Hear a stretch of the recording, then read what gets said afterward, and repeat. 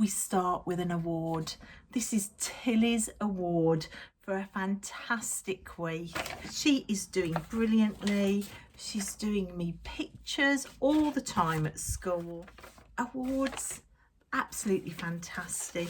I'm going to start by saying thank you to Tilly for all the hugs, all the pictures, for being so brilliant at school. And I'm going to send love out to Penny, your teacher, who has her back and is off school at the minute. So Penny, if you get to see this at Tilly's school, love to you. Get better soon. We all miss you. And October just seemed to literally fly past. I don't know where it went. But anyway, October, the highlights of October, I think for me, October was embracing my dark side for the first time. I did my dark deck haul and I shared all the darker decks that I vowed I never would, my never decks. And I've been working with them through October. And I've also been reading books. I've got some books as well. Things like these books, so Black Country Ghosts and Hauntings, and then Haunted Worcestershire. I live in Worcestershire now. So I've been delving into local history. And of course in October I took my kids out to visit Bawdsley Abbey, which is literally just down the road. Which is a really haunted site in Redditch.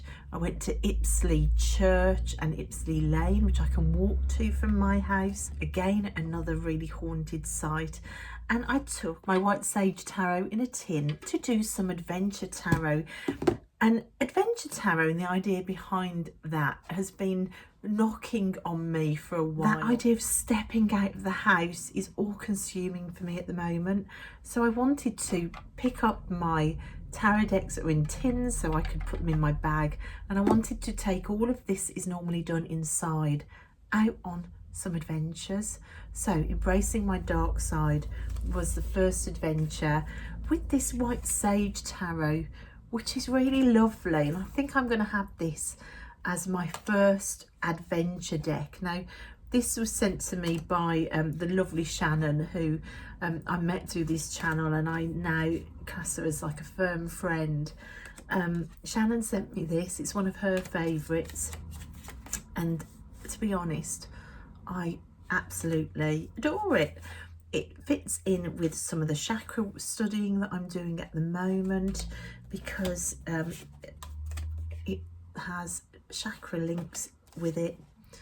And I did a reading down by the river just before Rupert escaped up the bank with this deck, and it saw me throwing the deck back in my bag pretty sharpish to try and track him down. So Adventure Tarot, I think it birthed in October when I embraced the dark side, and I want more of it. That adventure ghost hunting also in October took place in a fabulous week that I had at the end of October. It was half term week, but the kids were with their dad. It was their dad's half term.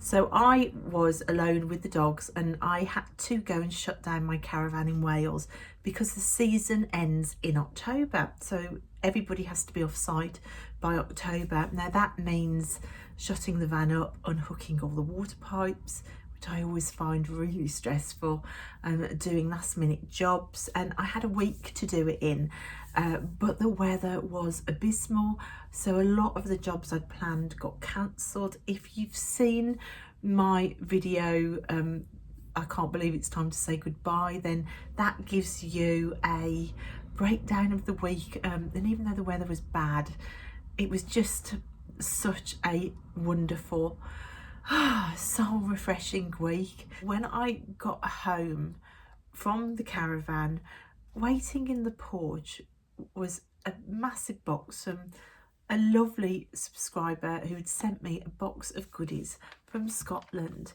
And I opened it up. I'd done a 3.5 hour drive, and I didn't even wait for the kettle to boil to make myself a cup of coffee. I was so excited.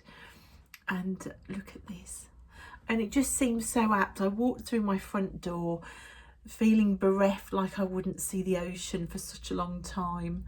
And there was a snow globe waiting for me saying, always be a mermaid. Look at her, isn't she wonderful? I just love it. Of course, Mother Mary came into my spiritual walk this year when I went to Glastonbury, and it's a calling that isn't going anywhere. And that was waiting. Also in the package, there was a Healing Crystals book, which is lovely. This is by Cassandra Easons, and it's just lovely. So they're all crystals to do with healing, which is fantastic to find out things to do with healing. And then this book by Lisa Marie Basile. I've only had a quick flick through both of them, but this one looks fantastic. This is Light Magic for Dark Times. It says, when the world around you turns dark, tap into the light. So it's all like rituals and meditations and all sorts of easy spells to, I've just opened it on a mermaid ritual. How apt is that? A mermaid ritual to promote going with the flow. So it just looks fantastic. If I show you the contents page, there is a chapter on love, grief and trauma, negativity, regeneration and recharge, identity and body, shadow work, writing magic, last minute light, and finding your craft. It looks fantastic. It looks exactly what I need. Just such a lovely thing to walk into when I was feeling so bereft. It does affect me this time of year. And then to follow with the sort of mermaidy, I've left the ocean theme, I then had a message from the lovely Sandra at the Whispering Well, and she messaged me saying, hey, look, I've got some shells that I am not using anymore, and I thought of you, would you like me to send you some shells?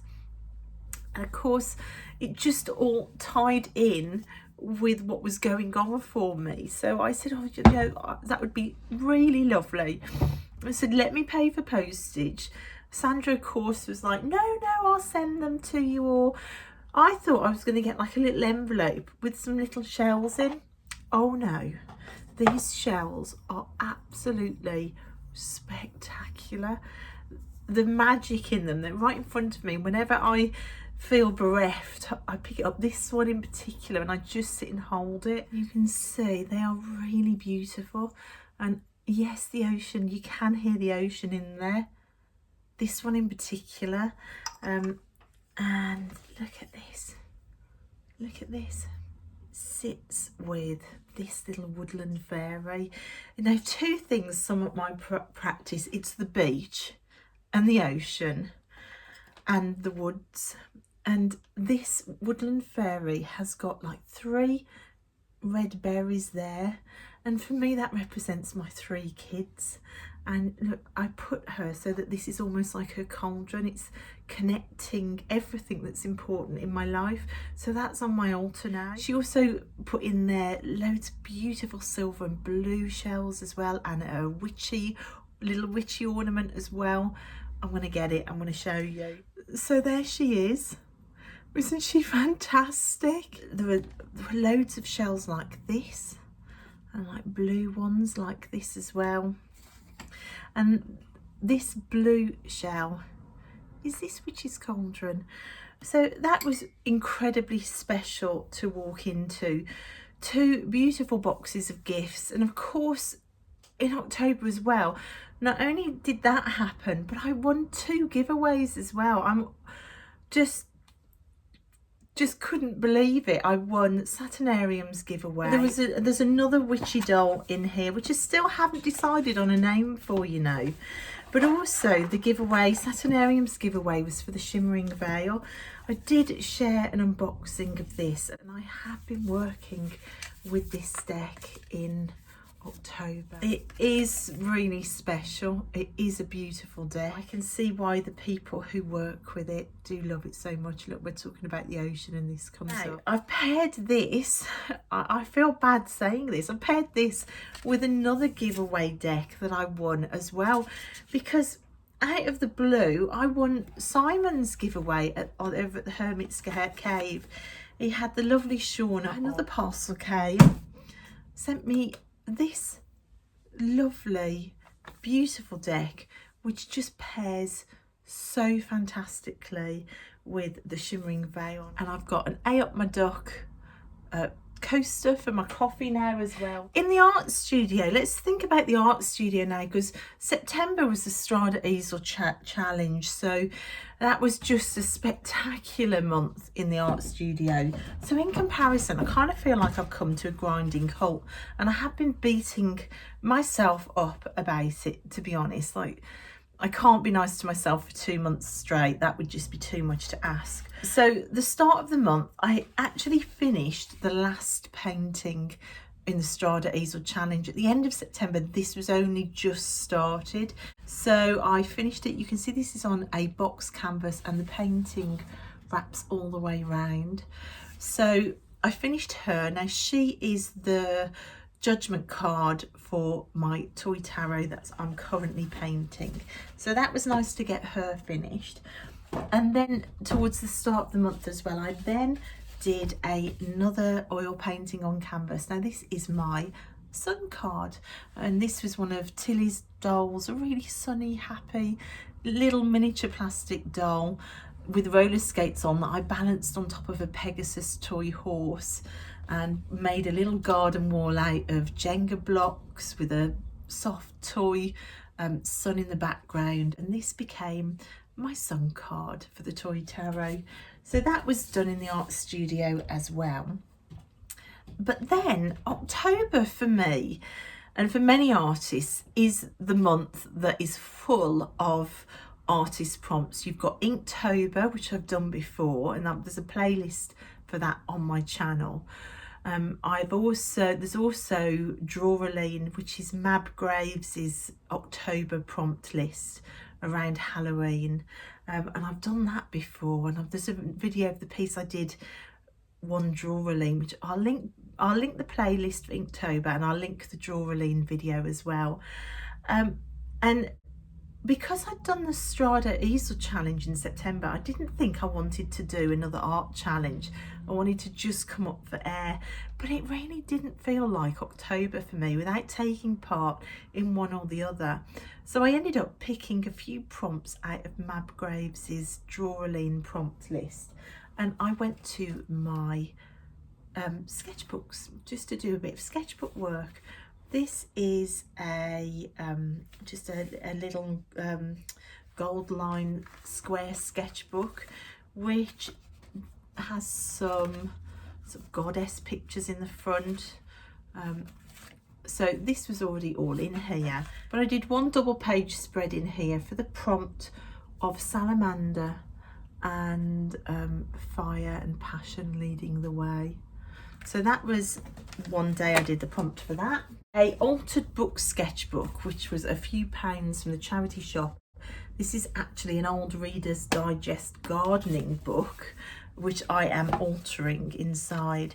This was already out on my desk from doing the journaling to do with the killing of the white stag in Britain. So this was already out, so it seemed natural to do some work in this.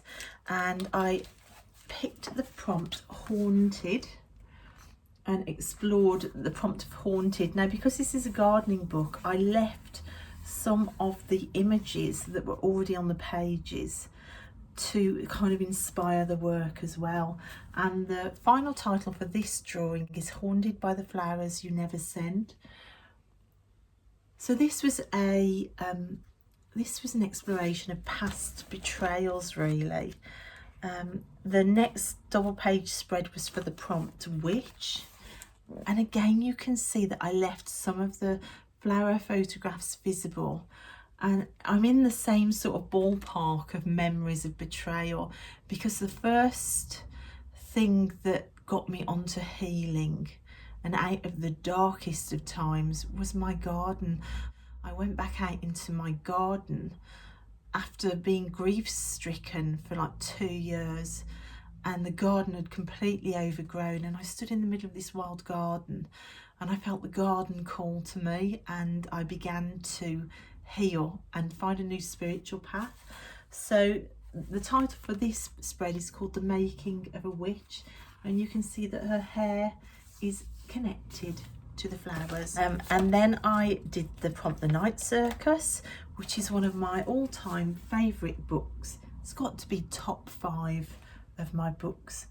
So that was some journaling work and drawing and artwork around The Night Circus.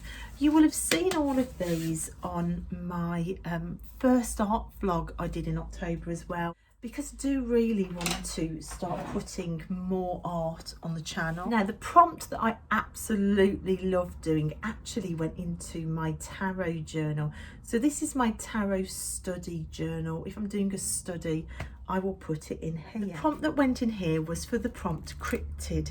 Now, a cryptid is a creature that may or may not exist. So things like the abominable snowman and the Loch Ness monster. They're monsters and creatures that you've heard of, but nobody's quite sure whether they exist or not. And I thought about my relationship with the Queen of Swords.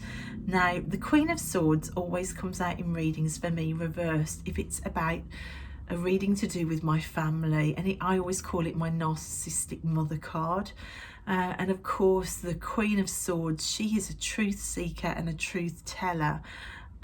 However, reversed, you've got a very manipulative, devious woman, and it's just a card that recurs a lot in my readings and I have a very strong relationship with it. So I thought about the prompt cryptid and thought, wow, well, does a really kind, loving, giving, truth-telling mother exist? That's my cryptid in my life. Does that exist? And that's what I'm trying to be, circle breaking. So I decided to do a tarot study of the Queen of Swords, and I got loads of Queen of Swords cards out from different decks. I read the guidebooks about them, and at the same time I also did an oil painting directly into my tarot journal around this idea of a cryptid, and you can see an ocean. Now this again is an altered book. It's actually an animal book. You can see there are some pages that still haven't been adapted. And I gessoed over the page, but I left some of these sea urchin photographs ungessoed. Look, there's another one there. Strange creatures under the water. These are my cryptids. These two, swimming in poisonous dark waters, swimming in poison, spewing poison, soaking poison in, are my Queen of Swords reversed. But there's one down here that's still shiny and bright. She's fighting to keep her shine and sparkle. And she's doing that by coming up for air and looking at the sun and not swallowing poison. And if you can see, the mermaids are protecting her. Up here, you've got the Loch Ness Castle. You've got parts of her body appearing out of the water. That's kind of to mimic Loch Ness. But this was my exploration of the Queen of Swords via art. On this page, some of the text I kept ungessoed to make like a revealed poem, and the poem says, "The parent, two forms, ingest prey, extreme man of war, can cause painful stings, shallow release, sting, death." So I loved it. I was so excited the couple of days I worked on this. It filled something in my heart to do that. That idea of poisonous oceans and the depths, what goes on in the depths, and being fed poison and refusing to drink the poison, kind of led me to this idea of doing ocean paintings. Again, it's all ocean themed, isn't it? And sort of strange creatures that have become deformed from being forced to drink poison. So I went, now this actually is a 2018 journal, a really cheap journal. Look, you can see you can see it, and it was just not used. I love buying diaries, but I'm not very good at using them. So this was just sat on my shelf, and it's just so lovely with this unicorn on. I decided to see if I could alter this, although the pages are very, very thin. So, but this was the first double page spread I did, which is an ink drawing with gel pens as well, and pencil and felt tips, and there's collage on there, and there's journaling, which I then covered up. Exploring the idea, now this one was exploring the idea of romance, being given flowers, but to check that you're not being blinded by romance to actually swallow poison. These fish have swallowed poison, and you can see they are becoming strange creatures that they weren't before. They're growing legs and feet. So I loved that idea, and then I just wanted to do another fish drawing. Now I gave these fish some boundaries, some helmet bubbles, so that they wouldn't drink the poison. They could swim wherever they wanted and not swallow the poison. That's why they've still got tails. So that was super fun to do, and it's just a theme of artwork that's developing. That was done in October as well. So that is my art studio work. And of course I also went to the art centre at Aberystwyth, the first time I've been to an art exhibition for over 2 years. That was so wonderful. I went to the cinema there as well. That week in Wales was just medicine. In the art centre bookshop, I also treated myself to this glorious book. Look at this. This is the Treasury of Folklore, Woodlands and Forests, Wild Gods, World Trees and Werewolves. Oh, I just think it looks so sublime. So I went in there and I just treated myself to this glorious book, which is full of stories about folklore and werewolves, and it's full of sort of woodcut prints as well. So I'm really excited to start reading that. Reading wise, I have been reading the second book in the Wicked series, and for the life of me I can't find where I've put it.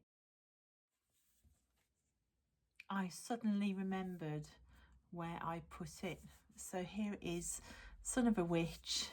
It's a lovely cover book. That's the book I've been reading. That's my fiction book. Also, I have been reading for the first time ever some H.P. Lovecraft books. I haven't started this one yet, but I have been working my way through this, the Necronomicon. I don't know whether I've said that correctly, which are short stories by H.P. Lovecraft, and I've been taking quite a few notes, as you can see. Yes, I do write in books, and I do dog-eared books, because this book is the book that I found out is linked to the Dark Grimoire Tarot, which I have been working with in October. One of you lovely subscribers on here said to me, oh, that's H.P. Lovecraft. There he is on the back, which I didn't realise. If you have a look at this title page, you will see. Now, the Dark Grimoire Tarot doesn't come with any explanation of these cards at all. The little white book just gives you what the numbers mean in tarot. It doesn't give you an actual meaning of the cards. And I'd said when I shared my dark haul, my dark decks haul, the Never Decks video, I said that I thought that this looked like it had a story running through it, and that's when I was told in the comments, oh no, that's H.P. Lovecraft. So I googled it, and it said that it was linked to this book. So what I'm doing, I'm going through this book and I'm reading, and I'm trying to find what these cards are and how this deck actually works. When I've sorted it and tried understood it as much as I can, I'm going to do a proper review of this deck with an explanation of what this deck is all about, really. But I'm in the middle of still reading this. So that was fun. Every night at the Caravan in Wales, these cards are spread out all over the floor as I sat reading, trying to identify where the deck fitted in with the tales. So that has been some tarot study going on in October. Another book that I've been reading, I am only about halfway through this, is The Priestess of Avalon, Priestess of the Goddess, which is a book by Kathy Jones. Sandra over at The Whispering Well recommended her books. I've got another one on the shelf waiting to go as well. I'm really loving this. I'll do a review of this as well when I finish. That was books, but what about decks? Well, I started October with the first of my dark deck. Here it is. Gorgeous deck, really lovely deck.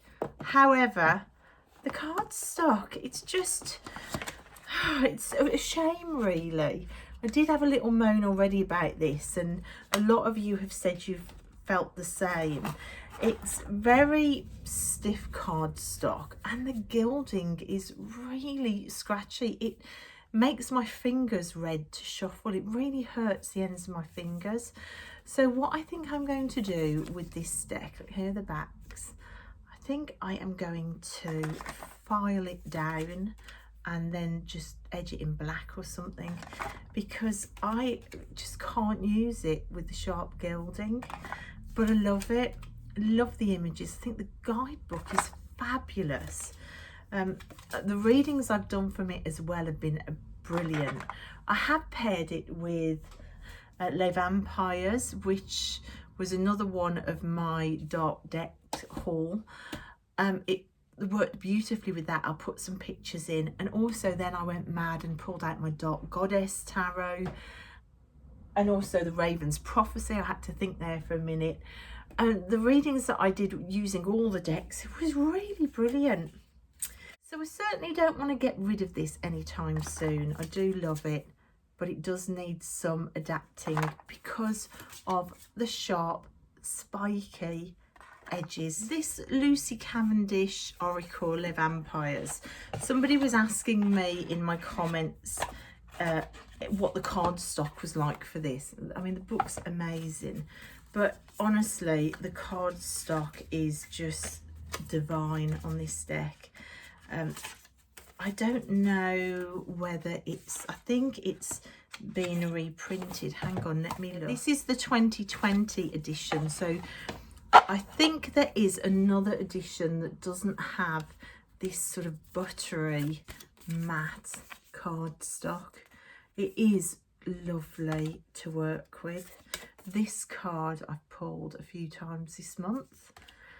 It's really lovely. I've got a few Lucy Cavendish and Jasmine Beckett Griffith oracles now, and I love them all. This is wonderful to work with. I love the artwork anyway, and the message is fantastic. So that's been out quite a lot over the past month, and I don't think it's going anywhere soon. And then another one of my dark deck hauls was this Dark Angels Tarot, and I've been pairing that with my Radley Valentine Angel Tarot card deck. So the Dark Angels Tarot has got backs like this, and this is exactly what it says on the tin, although it's not in a tin, you know what I mean. It's Dark Angels. It's very gothic, and I've enjoyed surprised myself. I have enjoyed working with this in October. So I worked with it by itself for a little while, and then I decided to kind of do a shadow and light reading using the two decks together, and it was really interesting, and I have really enjoyed it. To be honest, that's what I bought this deck for. I bought it to pair with this deck, which I hadn't really been using that much, and I just thought it would be really interesting to have the two working together, and it certainly has. It's been interesting, and it is a combination that I want to keep on exploring, sort of a shadow and a light aspect within a reading. And then I decided to throw in an oracle with these two tarot decks, and I decided to pair it with the Inner Queen oracle, and yeah, that's worked really nicely.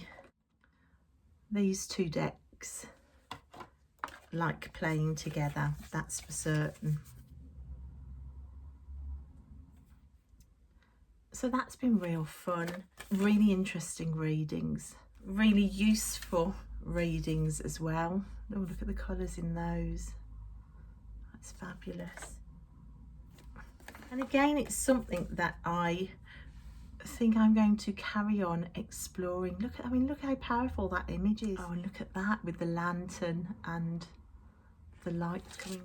So that's the Inner Queen oracle with the Dark Angels tarot. I loved it. Then along my pegboard, I have been using the Dark Mirror oracle as well. Now I just pulled one card a week from this deck and just tried to keep the message that I pulled and the meaning of the card in my head for a week to explore just how I reacted to it and where I could delve deep into my shadows with it. So that has been that's been really fantastic. I'm doing it again this month, but I'm using the Divine Circus oracle with the Circus tarot. One card a week to explore was interesting. And finally, my favourite combination, I think, of decks this month, which really grabbed my heart and soul, were these two, the Seasons of the Witch Samhain edition with the Hush tarot. I really wasn't sure about the Hush tarot. I'd vowed never. It was one of the never decks. Backs are gorgeous. I just couldn't deal with this kind of dead-eyed sort of zombie type thing, but oh my goodness, it is so lovely to work with. Look at this full card, just love it. Could have gone either way, to be honest. I could have still hated it, or I could have fallen in love, and I'm pleased to say I've kind of fallen in love with it, and I felt a real pull. It's the only deck, once I started working with it, that I wanted to keep working with. Now, paired with the Seasons of the Witch Samhain edition, these oracles I'm loving with its red. I've also got the Yule oracle on my shelf as well, which I'm excited to work with. But these two paired together have they're just a firm favourite now immediately. Right, look at these. I think the colours in the deck work beautifully together, as you can see. Sort of the mood of the deck works really nicely. And the messages have worked really nicely as well. It's no point having decks that look good together if they don't speak with each other when you use them. And this kind of hits all of the boxes. Just amazing. I'm just looking at them in the viewfinder here on my phone and just thinking, wow, they need to stay out for a bit. So that's been probably one of my favourite pairings, because there's one more I want to share. The other pairing that I want to share, which I knew would blow my socks off, but it truly has, is the pairing that I bought specifically to explore the shadows that I possess around toxic family systems, family scapegoating, family betrayal, zombie tarot with the Nicoletta Ciccolo. If you have that sort of past history of family trauma and things aren't great in that department, and there's wounds that you're trying to heal, this pairing is unbeatable. Well, it was for me anyway. I suppose I can only speak for myself. For a while now, I've wanted to explore that sort of healing path on my channel, and the books that I've used to heal, and some of the issues, and it's just a hard topic to talk about. I've been so blown away by the readings that I did with this pair of decks that I just thought that might be a good way of talking about some of those past issues, because to be honest, the readings that I've done have made me just become dumbfounded. There's been real magic synchronicities with them, and their readings are probably worth sharing.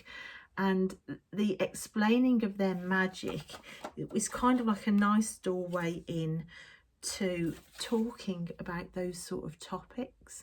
So I don't know if it's something that anybody would be interested in listening to. It was just something that's mulling over in my mind at the minute of things that I'd like to talk about, and these two decks certainly have a lot to say.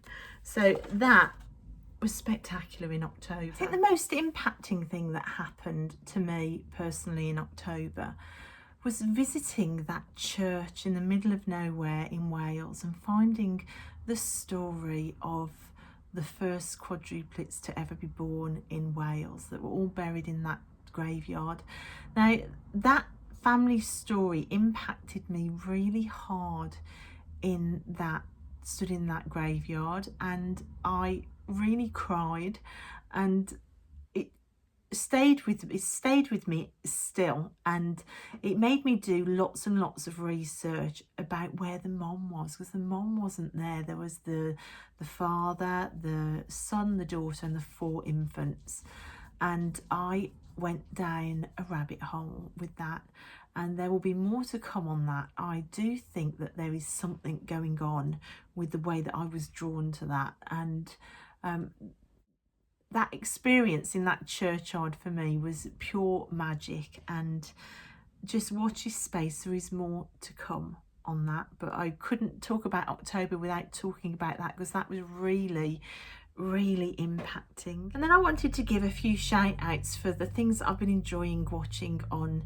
YouTube. First of all, to Ben at Beneficial Tarot. Now, Ben isn't far from me. We're both West Midlands people. If you listen to Ben's accent, we've both got a very similar accent. He's just a delight. Ben, you're just a complete joy to watch. He and Scott over at Scott Scorpion Moon Tarot, they're both newish channels. Scott's a delight as well. They're both really brave. They both jumped in feet first to doing lives. I literally don't know how you're brave enough to do lives. I am too clumsy and too scatterbrained to ever think about clicking that live button. But they chat away, and it's just so easy and lovely. And Ben and Scott, at times when I felt quite down and kind of overwhelmed with life and lonely as well, their channels have really given me boosts in October. So I'm going to link Ben and Scott down below. There was a live chat for Scott's birthday last month as well, which was just lovely, and that lifted me when I really needed it. Also, I wanted to share a channel that I found on my exploration of the darker side of life, and that's Grim Life Collective, which is an American couple, and they visit like haunted locations, and they did a walkthrough of like a haunted, it was like buildings that had been built, like a prop set, but it was just never ending. You Americans do things much bigger than us Brits, and I just watched with my mouth open, just not believing what I was seeing. So Grim Life Collective has been good while I've been spooking myself out in October. I also found a single video that I really loved, although it has scared me. It's the closest to a horror movie I've ever got, and it was a 1.5 hour documentary about a house in America where real paranormal activity was taking place. And it was different because it wasn't like a single night investigation like most of these videos or programs are. It was, the cameras were set up in there for like over a year and longer, and there were different teams coming in. There was one guy that recognised from a ghost hunting show on the TV, but then there were local ghost hunters there that had been there for over a year, and they all were coming together to help this one woman that lived in this house. It was a fascinating watch. I'm going to link that below as well. It has spooked me out. I get scared locking up the house now by myself, but that was incredible. On a lighter note, an art channel that I found, oh, she's so lovely, is Sandy Hester. It's just the type of art channel and the type of content that I'd love to start adding in on this channel. I think she's adorable, she's sweet, she's funny, she's fearless. If you want to see art being created that is fearless art, because you have to be brave, to do art, you have to really be out of your comfort zone to create. Art takes courage, it really does. But she's frontline art, she's brave. She tries things, she's fearless with her painting. So if you'd like to go and see a really sunny, beautiful art channel, I'll link Sandy's channel down below. And another channel that has given me lots and lots of laughs this month was a new channel to me. It's a huge channel, but it was new to me, and that's Cara and Nate, a travel channel. They've got millions of subscribers, but I just discovered them. I can't believe I've missed them because I love travel channels. They are just a breath of fresh air. Cara just makes me laugh non-stop. It reminds me to laugh again, that channel. I've loved it. And then another favourite channel which I've watched for a long time, the Nomadic Movement. They started off as a van life couple. They've recently bought a land in Panama, I think they're in Panama. They're building lots of tiny houses, they're trying to build a community there, and they had a baby in October. It's been a real time of YouTubers that I watch being pregnant. Trent and Ali are another travel channel that I watch that are also now settling down. They're about to have a baby. Colleen Ballinger, of course, had twins yesterday. I have cried so much in October and the beginning of November watching people on YouTube having babies. It's made me so broody, I can't even say. Oh, to knock 20 years off the clock and to be back in baby making days. Oh, it's just made me so broody. So Cara and Nate, the Nomadic Movement, fantastic channels. I'll link those below as well. So that's it, guys. There wasn't anywhere near as much painting as I wanted to be done. The plans moving forward for November, my little boy's still off school with COVID, still quite poorly with it, still not functioning at all properly. So the focus is to get him better, get back into the art studio more. At least 2 hours a day painting. I want to get the toy tarot really on track to being finished for next year. Oh, I can't believe I just said that out loud. So more painting. I have got my chakra book back out. I want to finish the study with the chakras before the end of the year as well. There's so much stuff that I am not getting to that I want to get to. There's things in the garden that are falling apart that I want to get to, so all of that has to be focused on. There aren't enough hours in the day, that's for certain. And if you've got to the end of this video, then thank you so much for your time and you just spending time with me. You guys make it all worthwhile. I love sharing my month with you all. I love the fact that I've got people along with me for the ride, and it's just such a nice feeling. So thank you guys, I love all of you.